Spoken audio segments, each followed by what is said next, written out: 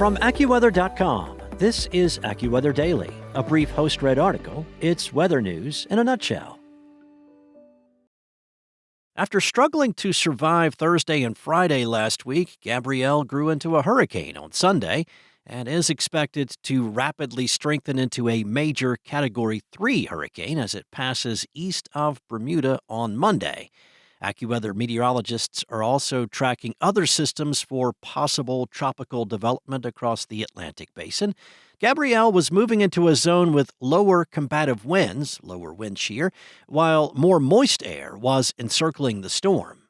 AccuWeather's Alex De Silva said that a weakness in the Bermuda high and steering winds will help turn Gabrielle to the north and keep the storm well away from the U.S. East Coast. The stronger Gabrielle becomes, the bigger the waves will be that reach the U.S. beaches. Now, should Gabrielle reach Category 3 major hurricane intensity east of Bermuda, then rough surf and rip currents could be significant and dangerous for the Atlantic beaches early this week. But if Gabrielle remains a minimal hurricane or tracks well east of Bermuda, surf effects along the U.S. Atlantic coast may be minimal.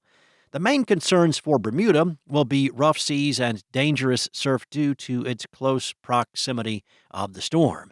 Elsewhere in the Atlantic, AccuWeather meteorologists are tracking two tropical waves. These are westward moving groups of thunderstorms that originate from the Indian Ocean and Africa. When they encounter certain conditions, they can strengthen into tropical rainstorms, depressions, tropical storms, or hurricanes.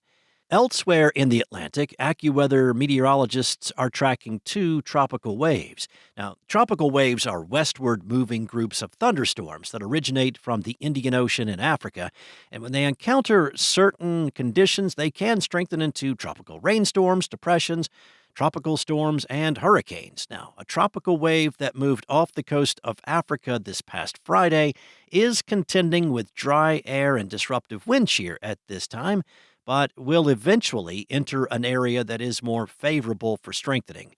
It has a medium potential for tropical development this week as it moves westward, and AccuWeather meteorologists will keep a close eye on that. Also, AccuWeather meteorologists issued a low potential for tropical development for the Western Caribbean and the South Central Gulf at the end of this week. Shifting the focus to the West Coast, a new storm is targeting the region, and of course, this is coming in the wake of a soaking rain and mudslides in parts of the West at the end of last week. This new storm, similar to the last one, will impact the region, especially in California, with localized flooding downpours, lightning, and possibly an increased risk of wildfires. A few storms may begin to move ashore along California's central and southern coast, including around L.A. and San Diego. It's not until tonight and beyond where steadier rain could begin to fall.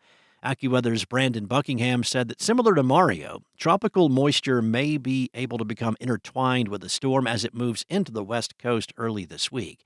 Now, this tropical moisture can cause downpours that lead to some localized flooding, especially in central California Tuesday and Wednesday.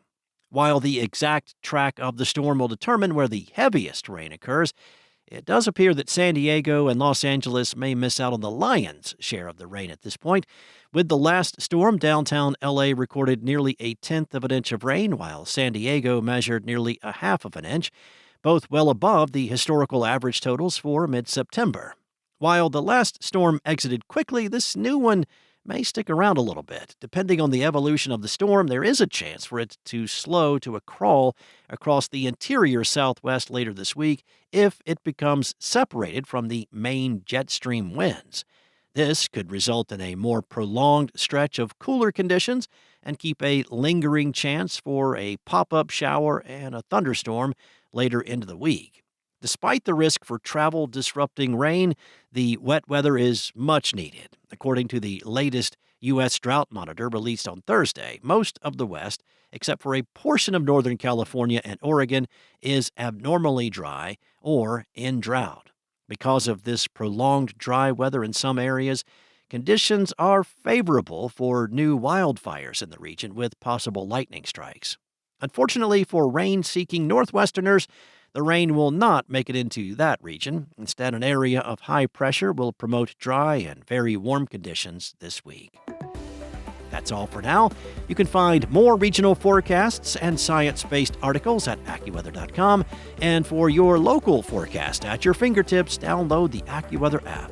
Enjoy the rest of your day. Be safe. I'll be back tomorrow with more from AccuWeather.